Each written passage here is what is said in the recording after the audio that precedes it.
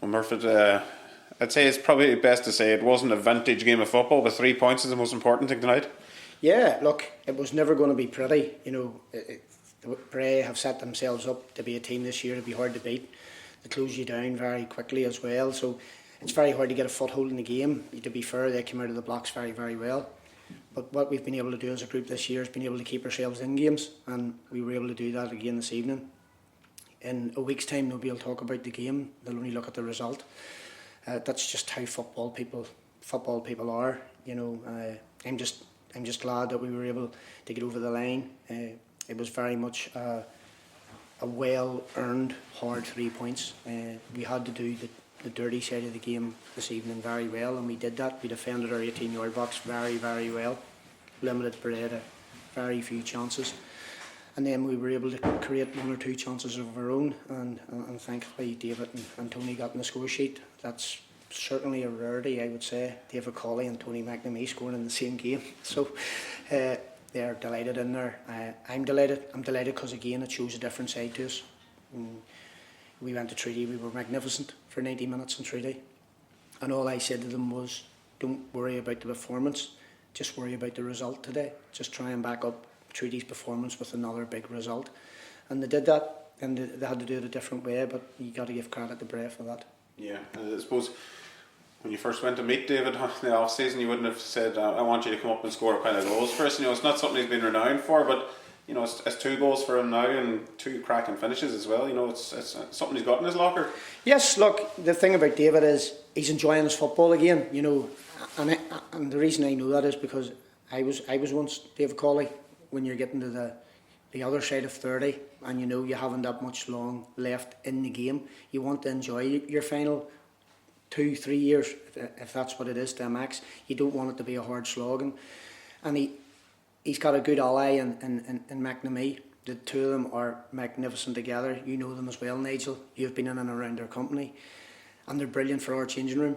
And our young players at Harps are very, very fortunate to have 2 experienced pros like that they can learn the game, but they can also learn how to become a really good person, and that's hugely important for me. Yeah, and speaking of the young players, you know, the subs certainly played a part in the second goal. You know, Latifa, O'Donnell, and I can't even remember, Darren Murphy was the third one involved. All 3 involved in that goal as well, and that must be pleasing for you as well.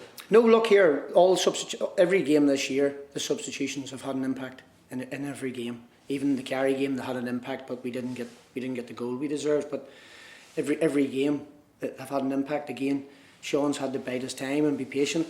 When he comes on, he makes an impact. Chris has been the same. Young Dara Coyle. I just thought, you know, we'd got round to 70 minutes, and it's very difficult when you've been out for over 3 months to try and get 90 minutes in a first division game. It's easy to get 90 minutes in an under 20s game because it's played at less tempo. So Ryan put in a massive shift, and then I don't have any fear. It doesn't frighten me. You know, other people maybe were trying to keep Ryan on and keep going. You know, Dara's ready, he's young, he's hungry, he wants to impress, and he certainly did that when he came on the pitch. And I think him coming on and giving us that energy and lift, along with Sean and along with Chris, gives the older players in the team, the likes of David and the likes of Tony, that wee bit of an extra second wind as well. So, yep, the whole group have played their part, and long may that continue, because they're a really good group of boys. They enjoy each other's company, they're enjoying their training, and they're enjoying the games.